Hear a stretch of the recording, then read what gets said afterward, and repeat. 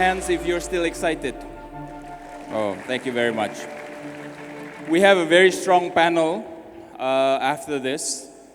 But before we start, let me give the opportunity to our proud sponsors to give some welcome remarks. Let me call upon Mr. Kevin Lam, the President Director of UOB, to the stage. Thank you. Selamat sore. Salam sejahtera bagi kita semua. Yang saya hormati Pak Muhammad Al-Arif, Special Advisor to the Minister of Finance. Thank you, will be our moderator for this session. And right now, it's my honor to introduce the panelists this afternoon.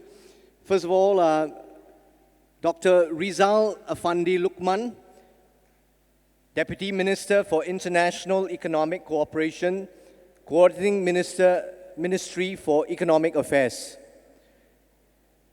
Round of applause, please.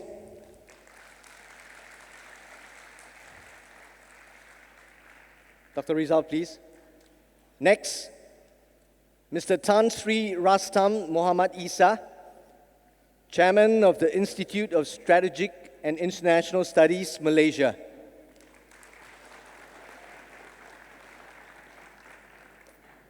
Kemudian, Dr. Victor Sumski, Director of ASEAN Center at the Moscow State Institute of International Relations, MGIMO University.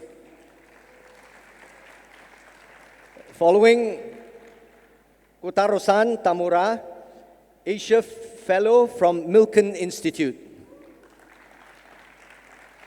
And last but not least, Mr. Wang Rui Pin, Deputy Director of the Department for World Economy and Development Studies. Ladies and gentlemen of the audience, I would also like to appreciate Bapak Dino Patijalal for organizing this wonderful event. And thank you for UOB Indonesia to be part of this important conference and to welcome everyone to this insightful session. It's my honor to give a short opening. The theme of this particular session that will be before you is about the topic, can the 21st century economic architecture turn rivalries into cooperation? This is very relevant given the current global powers and the tension that is upon all of us. This has caused countries to adopt a strategy moving from a multilateral trade to bilateral trade as a quick solution to sustain or boost their economic growth. This includes countries in our ASEAN region and also Indonesia. While we are cautiously optimistic that the trade war is a cyclical phase that will eventually readjust to a balanced position, we also believe that there are opportunities that Indonesia and the countries in this region can seize to boost its economic growth, even in this unfavorable economic climate. Why do we believe that? For one, Indonesia's sheer size of the population with close to 300 million people, and 67% of those projected to be in the productive age by the year 2030 is a very powerful driver of the future of Indonesia. Domestic credit or lending to private sector is only at 38% of the GDP, with a lot of room for growth. And foreign direct investments, while it grew strongly at about 17.8% or 105 trillion, there's still much more opportunity in sectors such as transportation, logistics, electricity, gas, and water supply. Finally, the government's strong and ongoing push for infrastructure to bring the nation forward all brings much opportunity to this generation of Indonesian. In order to leverage these strengths, Indonesia needs to focus on accelerating economic structural reformation by enhancing its financial capacity through the deepening of the financial sector, continuing with the digital transformation to encourage financial literacy, inclusion, and strengthening the collaboration between government and private sector to develop infrastructure. In an effort to realize these goals, the banking industry, especially multinational banks with local and regional network, have the responsibility to help Indonesia achieve higher financial growth by supporting the government to achieve economic transformation. UOB is proud and rightly positioned to connect Indonesia with investors from all across the region and the world to channel funds inbound and as well as outbound investments to support the necessary infrastructure for the country. I believe that with Indonesia's strong potential, we will be able to navigate through this uncertain period ahead of us and emerge strong and prosperous in the days ahead.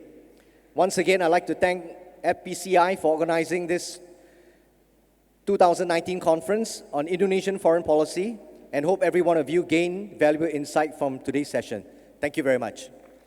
Now, before we go to the panel, let me also invite our other sponsor to the stage, Ambassador Curtis Chin from the Milken Institute. Give a big hand, please. Round of applause.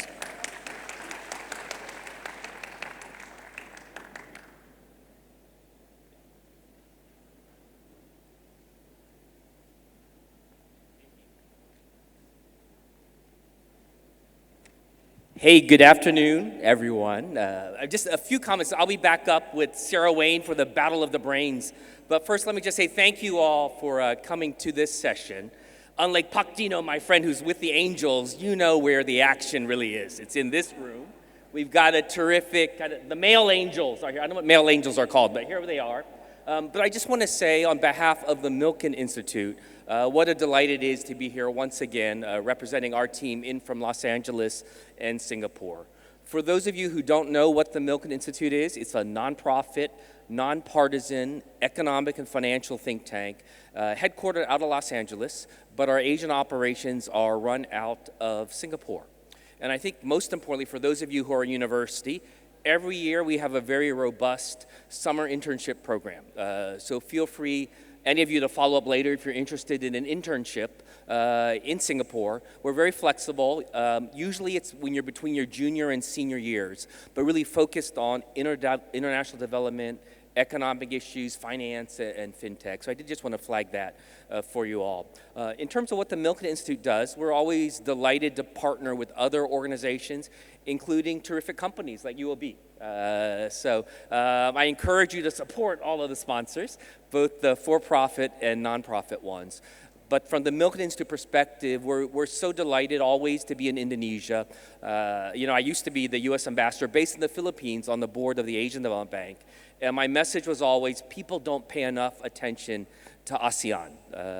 And really the heart of ASEAN is Indonesia when you look at the numbers and the size of this really vast country. When you look at this, there's a heading behind this Milken Institute logo, which is a bunch of like alphabet letters, acronyms, APEC, BRI, WTO. For whatever reason, they spelled out free trade areas, but that's FTAs. And so I'm looking forward also to this panel.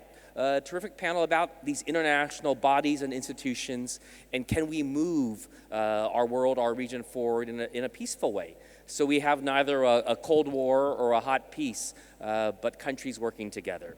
So again, on behalf of the Milken Institute, what a delight to be here. I'm going to turn it over to our distinguished panel. One thing I will flag is that at the Milken Institute in Asia, we have 6 what we call Asia Fellows. These are people that do their own things and are associated with us part-time. So I was the first, but how cool we have one of them on the panel with us, Kotaro Tamura, a former Japanese senator based back and forth between Singapore and Japan. And there's a TV show about him, and you got to follow him on social media. But of course, our most famous Asia Fellow is Pak Dino. So again, Pak Dino's over there with the Angels, but he's an example of the people that we also want to promote and support. So whether it's Pak Dino today or any of you tomorrow, how exciting that you all are here, and enjoy the panel. Thanks so much.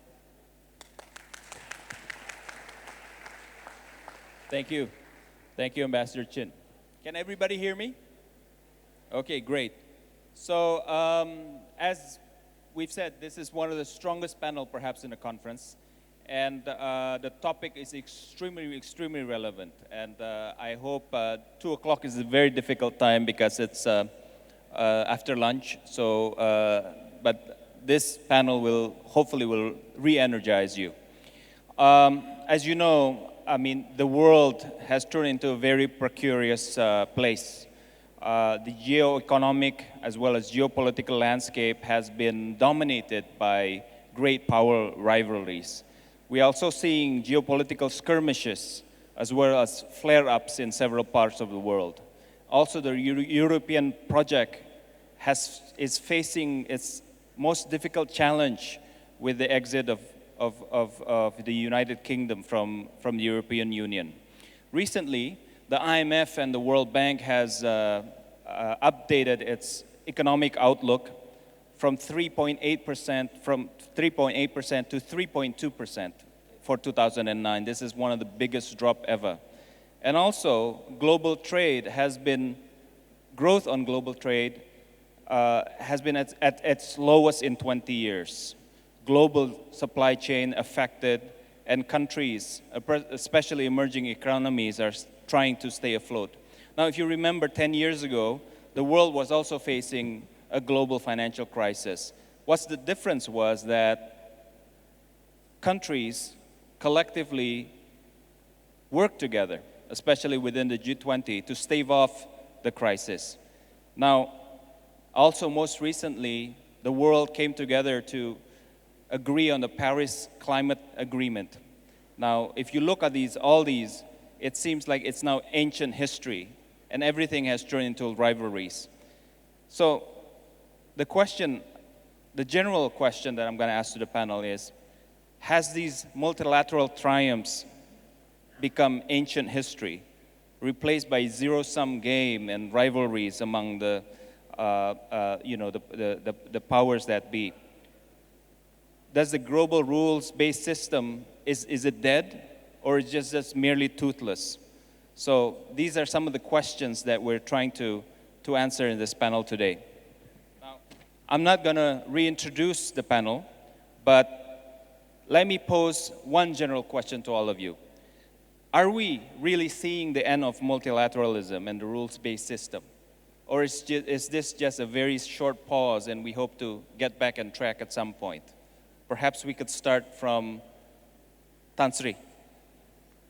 Thank you. Thank you very much. First of all, I'd like to thank Pak Dino for inviting me to this conference, and it's good to be back in Jakarta. I used to live just about probably 1 kilometer away from here. Now, to that question about multilateralism, I think, firstly, multilateralism is not dead, but obviously it is under threat. If you look at the United Nations, next year is going to be the year when the United Nations reviews the Non-Proliferation Treaty on nuclear weapons or nuclear power and weapons. And I don't see much optimism about it because of what we see happening around the world, relating to North Korea, relating to Iran, relating to other nuclear issues as well. Another example is, of course, climate change. And unfortunately, the COP meetings, which is supposed to be held in Chile, has now been cancelled because of problems in Chile itself. But if we look closer to our region, I think multilateralism is still thriving, is still strong. If you look at ASEAN, ASEAN is still the most successful regional organization in the world, and I think ASEAN is doing pretty well, although some people think that ASEAN is moving very slowly. But as we say, this is the ASEAN way of doing things. It may be slow, but we get things done. But let me just talk a little bit about APEC. APEC, as you know, came about some 30 years ago as a forum among countries, now we call them economies, to look into issues relating to trade and investment. And of course, over the years, they have looked also into development sustainability, digital economy, and so on and so forth. But what is important, I think, for us to note is that next year, APEC will have to review the Bogor goals. Siapa dari Bogor di sini? The Bogor goals was adopted in 1994, whereby, in short, APEC says that we should have a free and open trading and investment climate or environment among the developed economies of APEC by the year 2010 and among the developing economies by the year 2020. So 2020, this will be reviewed. Now, if you look at what has been happening over the last few years, unfortunately, I think because of the problems between the United States and China, APEC is also looking at some of these fissures or divisions created by this situation. One example, in 2018, the APEC leaders who met in Port Moresby, they couldn't come to an agreement on a declaration. Therefore, the chairman had to come out with a chairman's statement. The primary reason was because of differences between China and the United States, largely over issues of trade, development, and so on and so forth. This year, the summit, which is supposed to be held in Chile, had to be cancelled because of problems in Chile. Of course, that is related more to issues that are domestic in nature, but also has certain ramifications or implications in the international context, because this relates to globalization and so on and so forth. So it is going to be a challenging year for Malaysia, which is going to chair APEC in 2020, and it is going to be a challenging year for APEC itself, I think, because the problems within China and the United States, largely that has created all these possible issues, is going to stay, I think, regardless of whether President Trump is going to be re-elected or not, because the situation has got to an extent whereby in America there is this feeling that China has become a problem, and of course for China, the rise of China and the desire of China to be recognized as a power that has influence will make for some very difficult situations facing us all. Thank you. Thank you. Thank you, Tan Sri. Big hand, please, for Tan Sri Rastam. Thank you. Now, just follow on to what Tan Sri said, Dr. Sumsky. You mentioned, I think, in the past that, the economy can actually be remedy for geopolitical problems. Tan Sri is still very optimistic about multilateralism and its prospects ahead. What do you think? But does it need to be reformalized to address the challenges of what we're seeing today and the future? With your permission, I will quickly react to some of the ideas expressed by Tan Sri Rastam, and then I would like to dwell a little, but just a little, on some of the general assumptions which were expressed in the initial part of our conference when we were all in that room and we all heard that. Because I think it's important to introduce an element of keeping in memory that economics and politics are very strongly interconnected. And it can only be productive to analyze what's happening to one or the other realm in this interconnection. Talking about APEC, which has been with us for such a long time, I'd like to say that very early in the activities of APEC, there was one dissenting voice in Russia, just at the time when we were aspiring for membership in APEC, saying that this will not be a strong organization, and that it has some inherent problems which will prevent it from becoming a really successful regionalization experiment. Their reasoning was very simple. He was not saying that it cannot function at all. He was saying that it will be a problem developing it as an inclusive organization. Because from the very start, it was bringing together two powers which, in some maybe not so distant perspective, will develop strongly conflicting geopolitical and geopolitical programs, and their national interests cannot be compromised. He was speaking, of course, about the United States and China. Now we see how this scenario is materializing right in front of us, and even the fact that since the declaration of the Bogor objectives, APEC backtracked so many times on the issue of implementing them in a more or less coordinated way is already an illustration of how problematic from the very start was the imposition of this agenda on APEC. If you wish, I can even say that from the very start, APEC was primarily an American project.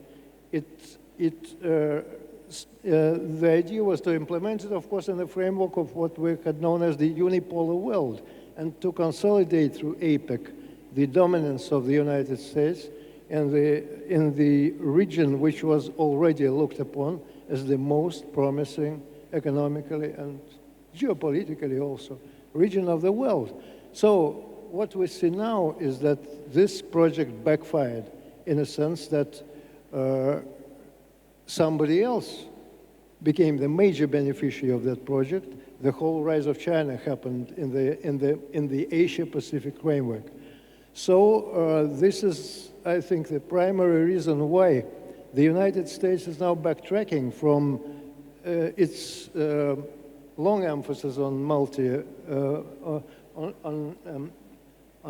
multilateral initiatives, and is basically starting something that I would even call the regional disintegration program, in a sense that for the United States, it is easier to deal with Asia-Pacific partners on bilateral basis for understanding reasons.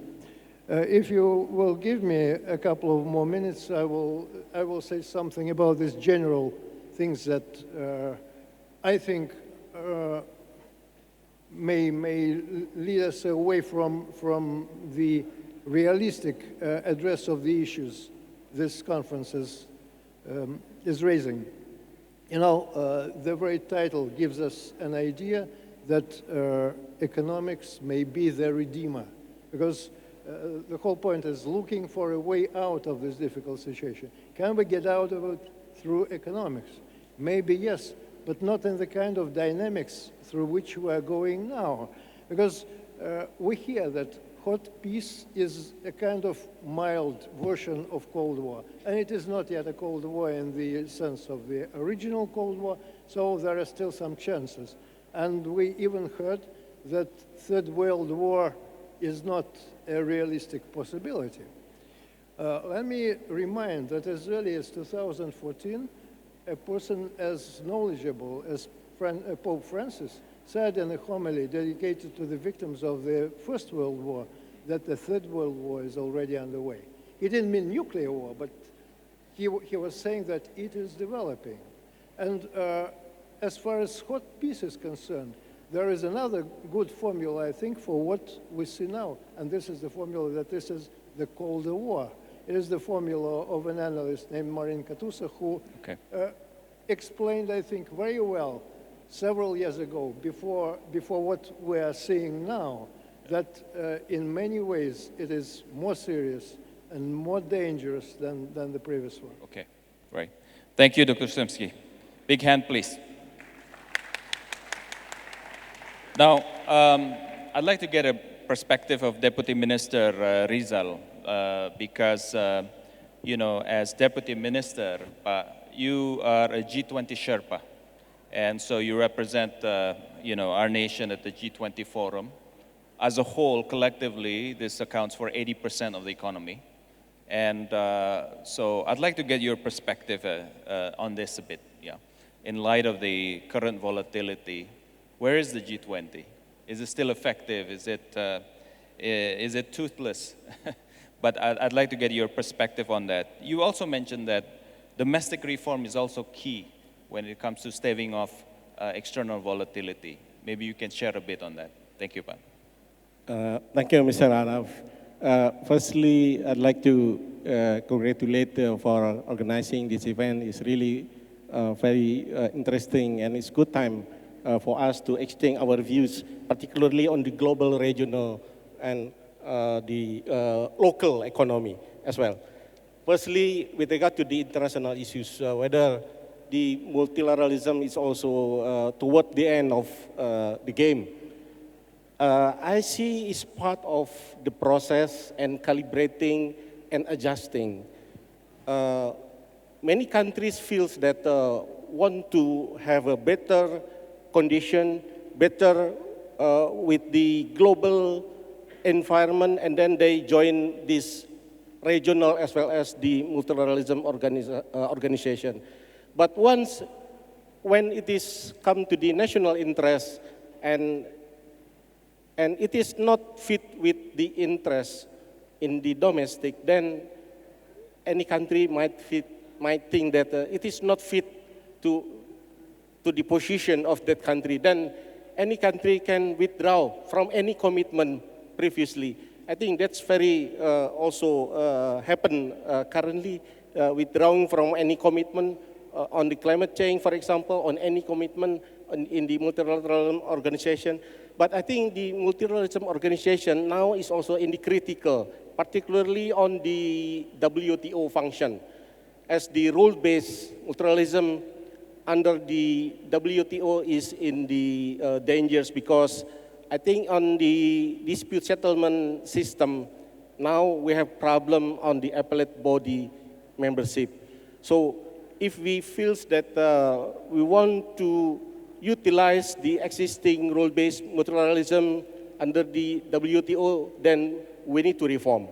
And Indonesia initiated this through the non-paper last year within the G20 Sherpa meetings, and we discussed a lot within the G20, and I think most of the countries within the G20 agrees to put as the high priority to continue in reforming the WTO. So here, I think I see, as mentioned by Pak Tan Sri, that the ASEAN is a good way. How 10 countries working together, transforming the economy from only 20 billion US dollar in 1967, 10 countries, now it's becoming 3 trillion economy, the 5th largest economy in the world. So the economy has been increasing by 128 times. In terms of GDP per capita, also increasing by almost 40 times since the establishment of this. This is proof to 10 ASEAN countries that the regional cooperation is working, contributing, and bringing the society to the more prosperous society. This is the example. So I think all of the 10 ASEAN countries can work adjusting the national interests as well as also collaborating in the cooperation within the ASEAN. So I think this kind of things, I think we can have it in the more larger organization like WTO. Many of the dispute settlement, if there is settlement and then go to the WTO. But if it is collapsed, then is there any multilateralism organization can replace the function of this WTO?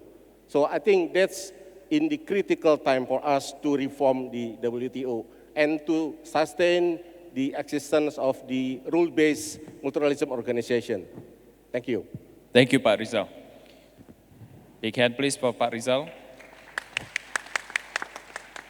He highlighted the importance of reforming the existing multilateral system, but he also wisely reminded us about the merits of multilateralism itself, as well as global trade. In places like China, for example, through global trade, 600 million people have been lifted out of poverty. So it's been an enabler economically for many countries and emerging economies. Just on that, let me go to Dr. Wang. I mean, it will be great to have the China perspective, yes, on to what extent this US-China trade war will actually have an impact on the international trading system as Deputy Minister Rizal has just alluded to. Thank you. Thank you. Provide me the great chance to speak here. And the moderator raised one question about U.S.-China trade war. You know, as a Chinese scholar, I always call it trade frictions. You know, after all, it is not a war. It is not a real war, but it actually hurts both United States and China, and it has protracted about 2 years. So it also hurts everybody, including many countries in East Asia, in Asia Pacific. So here I would like to share my personal observations about the progress of the trade war. I think China always hopes to address the trade frictions between the United States and China through the consultations and equal dialogue. That's our stance. And as the two largest economies in the world, China and the United States should know that their trade ties are the most important trade ties in the world. So, and it is very important to the healthy world economy. So I think the two countries have to demonstrate the sincerity and the prudence and wisdom to address the dispute. And as we know, there is no winners in the process of fight each other. So for the countries in the East Asia, the supply chains has been too disturbed. And for the United States, we can see that China-US trade volume is decreased vastly this year. So the United States now is just the third largest trade partner with China. Now the ASEAN rank the second. I think we have to find some actual solutions to address the dispute. But I think the first one, from Chinese perspective, is that the United States have to remove all of the tariffs on the Chinese export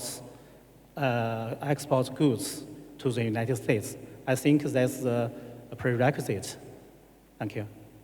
Professor Tamura, just follow on to what Dr. Wang has said. It seems like just yesterday that the U.S. is making their pivot to Asia and their various other policies towards Asia. But now we're seeing a total reversal. The U.S., who was a big promoter of the TPP, is now pulling out, and in fact, some of their trade policies are impacting, the global trade environment that we're seeing today. How do you see this if you look at its impact on economic integration and cooperation in the world in general? I used to be a youngest member of the Prime Minister Abe's very first cabinet. It failed in 1 year. Why? So why I'm talking about this? Because current challenges of the multipolar system is coming, I think, from the limit of the democracy, partially because of so much social media is coming into our society. First, the Prime Minister Abe's very first administration failed because we look for too much diplomacy and trade. Try to make Japan more open to global. But domestic borders doesn't like it. What the domestic borders concern is domestic economy, social security like pension and medical insurance, or the local economy. So in order to do more utilize political asset, we need to have a stable government. That's why Prime Minister Abe come back in the second term, now lasting 6 years, and 3 more years to go, 9 years. It's the longest serving prime ministership in the history of Japan's politics. So it's easy for democracy to enemize trade or the globalism. So I always envy the Chinese system, no democracy, because so many ministers are going to everywhere, APEC, G20, not only the main conference, but also the backstage conferences. But even the G20 or the APEC or the RCEP, Japanese ministers are very hard to leave the country because we have a diet. You need to sit into the diet. In order to get approval from the diet, it's very hard because domestic job first.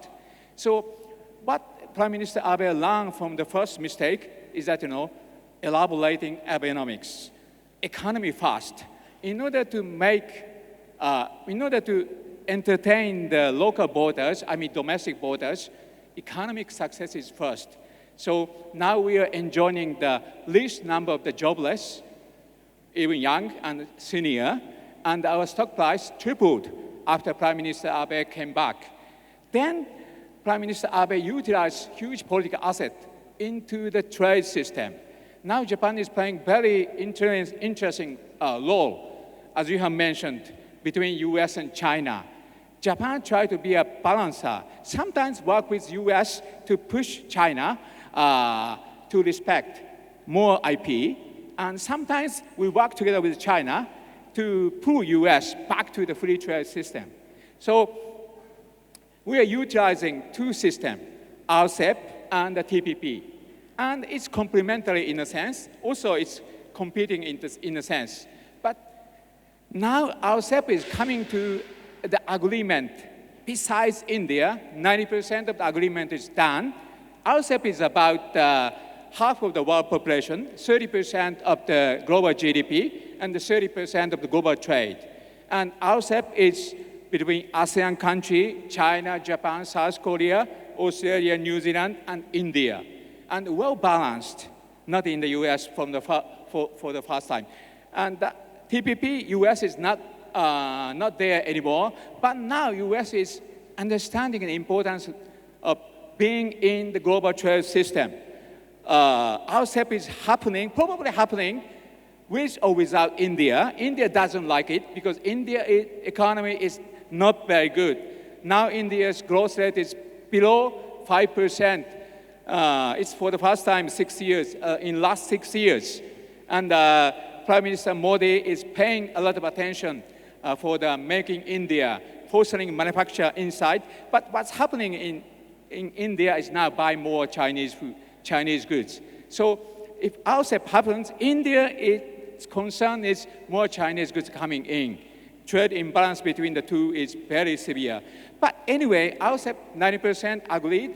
It's putting construction pressure to the US. Oh, we are not in RCEP, we are not in TPP. We are losing largest market, most promising market in the world. So now Japan is balancing between IP and the free trade, between China and US. I think constructive pressure is on the US. US now thinking about that because China, as far as I heard, is now studying seriously about TPP. Probably China in the long run is seriously thinking about joining not only RCEP, but also TPP. That will put further pressure to the US. And in the long run, I have a hope, polar system, and that this kind of world trade scheme will come back. So it is an encouraging sign that, the RCEP has been concluded earlier this month. 90%, as if you like. Well, we hope that India will join at some point, but this perhaps bodes, the next phase of question, more forward-looking.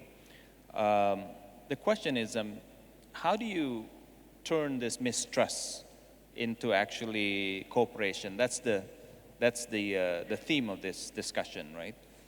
We are experiencing tension, but some of you have mentioned that these tensions have actually created momentum for reforms in a lot of these multilateral organizations. But I mean, going forward, turning this tension and mistrust into cooperation and mutual trust, what does it take? That is a general question, perhaps. Let me start again with Tan Sri's perspective on that. Thank you. I would just like to pick up a couple of points that Professor Tamura and Pak Rizal has mentioned about the importance of the domestic economy and what voters see. I think what happened in Chile is exactly that. You see, the government was busy preparing for the APEC summit, but the voters or the people felt that their problems needed to be resolved first, economic problems which affect their daily lives. So in the end, the government had to give in and had to cancel the APEC summit. The other thing is about structural reform. I think that's a very important point. If you look at RCEP, if you look at TPP or CPTPP, structural reform is key to it. Even in the context of APEC, if you look at Vietnam, for example, Vietnam has become a party to CPTPP. It is also a party to RCEP. But Vietnam has, I believe, taken the conscious decision to be part of CPTPP so that they can then use whatever provisions that are and whatever conditions that are required under CPTPP to effect domestic reform. This was the intention of the previous government in Malaysia as well when it signed on to CPTPP. But of course, this new government in Malaysia now is reviewing CPTPP, and I hope that eventually Malaysia will be able to ratify CPTPP. Now, on the question of how to turn rivalry or competition into cooperation, I think good sense has to prevail in the sense that people have to really be realistic, look at the actual situation. What is important is, if we look at CPTPP, if we look at RCEP, we are creating vast opportunities for our people, for the peoples of these countries concerned. If countries are serious about structural reform, if they're serious about opening up for trade, if they're serious about opening up for investment, it will mean economic growth, it will mean better opportunities for the people. So that's why, at the end of the day, it is also important to ensure there is inclusivity. It is important also to pay attention to sustainability. It is important to pay attention to the requirements of youth, of the aging.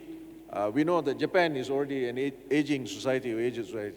Malaysia is going to face that problem pretty soon. China is also an aging society. And of course, with aging, there are all sorts of problems that have to be resolved by governments: healthcare, social services, social protection, and so on and so forth. So, coming back to the question of cooperation, I think the avenues are there. In the context of Southeast Asia, ASEAN is there. I think we should continue to strengthen ASEAN. In the context of the Asia Pacific, APEC is there. I think it is important for the rest of us to be able to convince the Americans that it is important. I know that sometimes Mr. Trump is thinking about the Indo-Pacific, which is a larger region, because he was very interested to bring India in. But with India having second thoughts about RCEP now, I wonder what kind of commitment we can get from India if it were to be part of APEC, for instance. So these are some of the issues that need to be looked at as we move on. But personally, I'm quite optimistic. The competition and rivalry between China and the United States will continue, regardless, because it is not just about trade, it is not just about investment, it is not just about IP rights, it is more than that.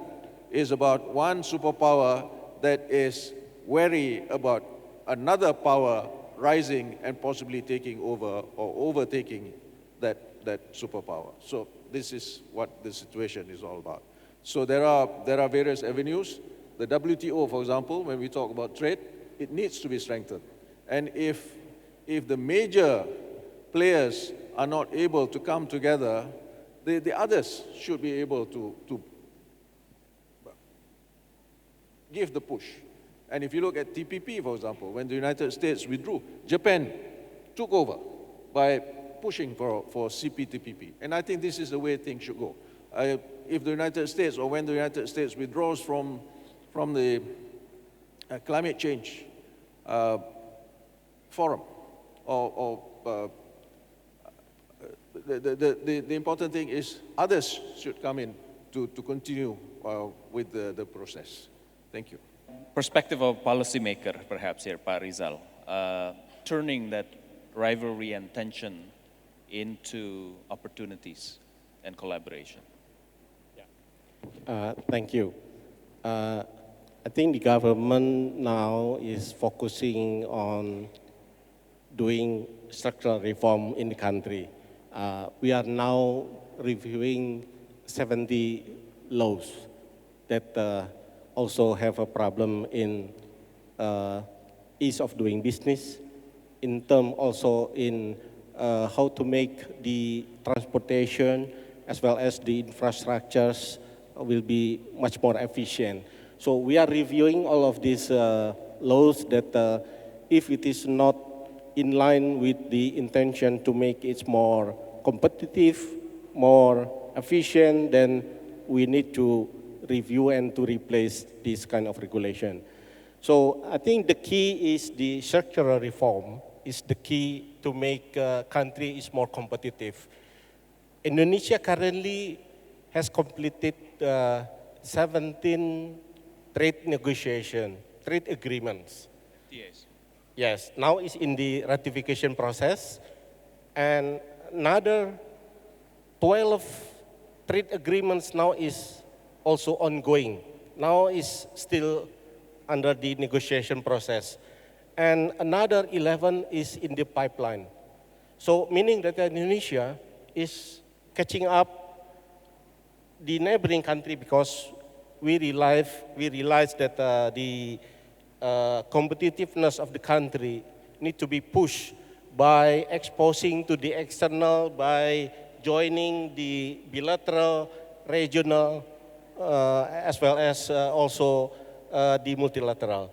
So having the RCEP, we already have the ASEAN +1 FTA with Korea, with the China, with India, with New Zealand, with Japan as well.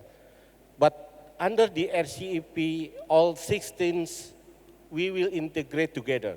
So we are in the era where leaving the regional production network is there. So there is no one country produce everything from E to Z for the products, but some of the products can be produced in one country and other country can produce another part of the products, and then last country can assemble it. So I think if you also see the iPhone is not produced by any single country.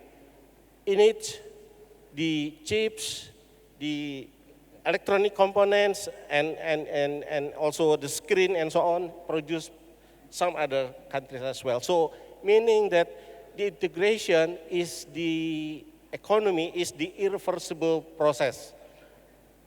In order to cope with these external factors, the domestic economy need to be ready, need to be competitive. So there is no choice for any country not to do the structural reform. That's a must. And that's also the government of Indonesia has been doing. Yeah, thank you. Dr. Chumsky, perhaps you have your perspective on that as well, turning that tension and rivalry into cooperation and collaboration. Let me get back once again to the issue of how do you make a transition from rivalries to cooperation. I think that whatever we may say about it, it definitely doesn't happen overnight. And it has to pass through a certain process. And this process can be evolutionary, or it can, I wouldn't say revolutionary, but it may go through more dramatic phases than just a step-by-step way.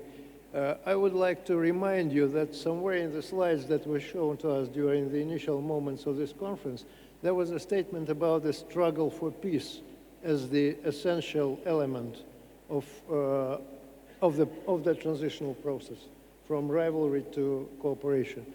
I think that the word struggle, perjuangan, in Indonesian carries very strong connotations here, and the understanding that it is not, even some kind of conscious effort. It is something that is done with the greatest degree, sometimes, of mobilization of all the available forces. And I say this with the understanding that, why we are coming again and again to examples when economic interdependency, which was supposed to be the panacea for all the wrong things in the world, is not working now. It is not working now because major powers, each one of them in its own way, are facing what you may call existential challenges. It's the challenges of the to be or not to be scale. The stakes are very high. And that's why, by the way, the danger of a major war is also high. I want to add something to what Ansir Astam said about the collapse of practically all the mechanisms of arms control, and nuclear arms control. The really bad thing is that all this is happening at a moment when another type of weapon of mass destruction, cyber weapon, is on the rise, and there are absolutely no mechanisms regulating the usage of these things. And then we must realize that nuclear and cyber do not exist in two separate universes. All the mechanisms of monitoring and exercising, whatever you need to do to deal with nuclear weapons are electronic. So many opportunities for some kind of blunder which will make all the questions that we're now discussing irrelevant. And so much reason to really view this whole problem of transition from rivalry to cooperation as a problem of struggle.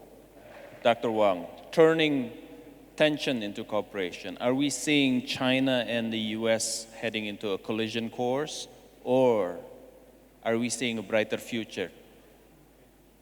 And I would like to give some more words about U.S.-China trade relations, because China-U.S. trade frictions now is, I think, is the main threat to world economy. And as we know, the Trump administration's trade policy is upholding the America first. So it wanted to reshape all the trade ties with its trade partners around the world. So my friends in Japan and South Korea told me that the two countries are changing about the views on the China-US trade war.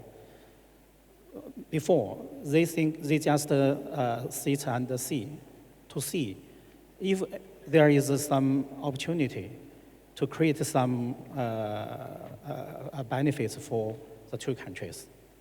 But now, the trade frictions between China and the US, the supply chains, especially in the semiconductors sectors. And I think about half of the semiconductors products produced in South Korea will have to export to China and do something, and then go to the rest of the world. Now the supply was disrupted. So the two economies feels very bad. Now they want to see the trade war will end as soon as possible. So that's my first observation. And you guys are talking about the CPTPP, but I think we cannot neglect the other option, RCEP. You know, I think it's just in this month, November, RCEP negotiations has made a breakthrough. Our parties has concluded about almost of the negotiations for 20 chapters and market access issues. So I think it's a good news. So I want to describe the RCEP by 3 keywords. The first one is diversity. The second is win-win. The third is openness. I think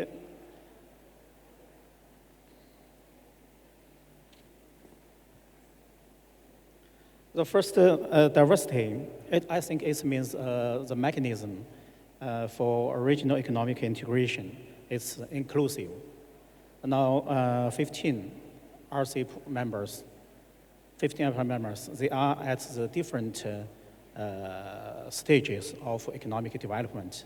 Some countries, like Japan and New Zealand, Australia, they are developed and industrialized countries. Some countries, like Cambodia, Laos, according to the United Nations standard, they are still the least developed countries. And some countries, like Indonesia and Vietnam, they are growing very rapidly these years. So I think the first keyword is the diversity. It's inclusive. And the second is, I think, is win-win. Okay. To build a great and rule-based free trade community will benefit all of the members in the integrated community. And I think all of the members have different expectations for the free trade agreements, FTA. You know, I think RCEP is helpful to remove most of the tariff barriers and the non-tariff barriers. I think it's very good, especially for some not so developed countries. And I think it's also helpful to facilitate the mutual investment and other trade activities. That's my second point of view. And the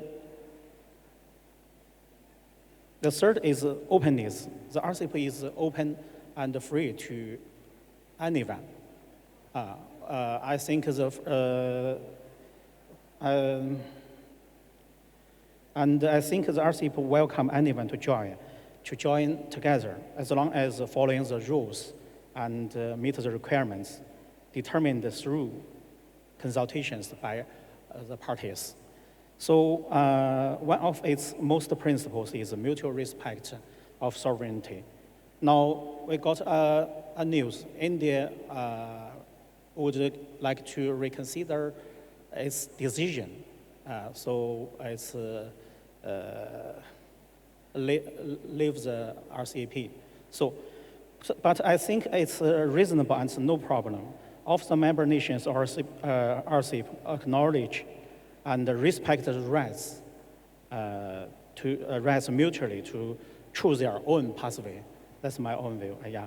So India has its own right to decide where to go, and I think the RCEP is still free to India. So I think India can come back at any time it sees fit. Okay. So I think the openness means RCEP is not inclusive. It's, based on the above, my conclusion is that it's a cooperation, but not the rivalry, is mainstream for the integration, economic integration in Asia Pacific. Okay. Yeah. Thank you. Thank you, Dr. Wang.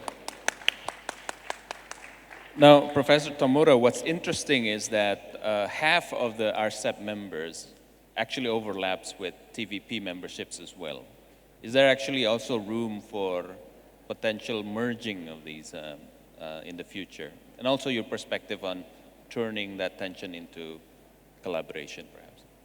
It's a very interesting and creative question. I like it. So in the long run, probably there's a possibility between the merge of the two schemes. RCEP, allow me to share my super simplified analogy of RCEP and TPPP. So RCEP is more like a G20. So 18 members, G20, and a lot of differences, as he has mentioned, on the economic development stage. And TPP, yeah, although there's a difference, but not too much difference like RCEP. So agreement of the G20 is like, RCEP. I mean, less demanding, more compromising, and weak agreement. And TPP is more like a G7. More G7, no more very strong, but relatively stronger, relatively more demanding agreement. But the most striking difference between the two is with China or without China. It's very big. And as to the economic development stage difference, per capita GDP-wise, the richest economy among RCEP is Singapore, and the poorest economy in RCEP is Cambodia. Per capita GDP-wise, the difference is 50 times. It's very difficult to integrate 50 times per GDP-wise different economy into single market. It's almost impossible. And less economic development stage differences in TPPP, so strong in that sense, stronger and more demanding agreement. And having China is different. So Chinese manufacturing and the Chinese food production, the level and the size is massive. If you basically try to do the free trade agreement with massive and strong Chinese economy, it's gonna be somehow beneficial, but it's gonna be very dangerous to small and weak economy. So you must take time. TPP without China, but TPP, I think China will, in the near future, will be thinking about joining that. So that's the same. So in that case, probably US will be interested in rejoining the TPP for the first round, then think about RCEP. I'm not sure, but I think in that case, probably the merge somehow between two schemes takes time, but probable. And in order to cooperate, not compete, the task of the big power and the middle power is very important. There's only two superpowers in the world, US and China. The big power, probably Indonesia, Japan, India, UK, France, and the middle power, ASEAN countries. So, it's not the low-hanging free lunch. We need to work really hard. Middle country and the big country, we need to cooperate to, alleviate the tension between the two superpowers. So, given that condition, I think we can collaborate. Okay, give a big hand please to our panel. We actually have a good sign. When we started, we have the equal number of audience and they actually stayed throughout. So this is a testament of the interesting dynamics of what we have. Now we have a couple of minutes. I want to ask you a question, but only answer it in one sentence. Unfortunately, we don't have enough time. I work in the Ministry of Finance, and what keeps me awake at night is the global economic situation and its impact to domestic, right? Especially tax revenues and so on. I want to ask you, perhaps starting from Professor Tamura, what keeps you awake at night most? Climate change. Climate Because, change. yeah, it's happening. So super typhoon is hitting Japan, and along with super big earthquake. So Right. that's my biggest concern. Okay. Pak Rizal? I think the way Indonesia is doing now is on the right track. Indonesia is following the gradual integration of the economy. It's not suddenly to join any like TPP, which is very sophisticated. But I think within the ASEAN, if you remember that even within the 10 ASEAN countries, we also gradual integration. During the establishment, only 5 countries, and then later Brunei joining, and then later CLMV countries joining. So that's also the process. But now, within the ASEAN 10, we also integrating gradually with the other 6 after we have individually. Now we are working in completing the RCEP. So I think that's the gradual integration to make every country domestically adjusting themselves with this kind of standard. So I think Indonesia, by joining the RCEP, is a good start toward higher level of the integration of the economy. Okay. Thank you. Great. So Pak Rizal sleeps very well at night. That's a good sign. What keeps you awake at night, Tan Sri? Almost similar to what keeps you awake, which is the possibility of a major crisis, financial. We would remember what happened in 97, 98 in this part of the world, affecting Malaysia, Indonesia, and so on. And then 2008, 2009, the global financial crisis. That, to me, is a major problem if it comes, because it also relates to what Victor Zumsky has said, cyber security. Because the danger now, I think, is greater in the sense that if cyber security is not duly addressed by countries around the world in a watertight fashion, then we could have a major crisis affecting the livelihoods of a lot of people, especially in this region of ours. Thank you. Okay, great. So far we have climate change, regional integration, disintegrating, cybersecurity, and very briefly, Dr. Shamsky, what keeps you awake at night? Let me say just a few words about one important intellectual and political and economic exercise through which I think we will have to go through in order to make the transition from rivalry to cooperation. That is finding some kind of working and reasonable balance between the demands of globalization, between the demands of regionalization, and the demands of continued effort to, nation building, as we now discover, is a never-ending process. It has to continue to go, and the nation state is not leaving us, and this has to remain a foundation for anything else.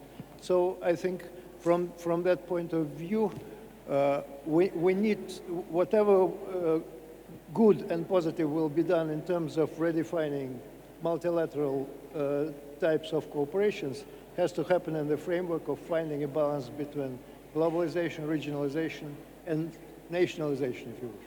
Okay, thank you very much. A good balancing act. Thank you. Dr. Wang, very briefly, what keeps you awake at night? Yeah, global issues need to be addressed globally. So just in one word, let's working together to create a new, just world. Thank you. Thank you very much. Let's give a final big round of applause to our panel who came all the way to be here. Thank you very much for your time. I will not conclude, but I sense a degree of optimism besides amidst the tension, amidst the volatility, we're actually seeing things recalibrating, and hopefully this will create a momentum for reforming the multilateral system. in our world today. Thank you very much. Selamat siang.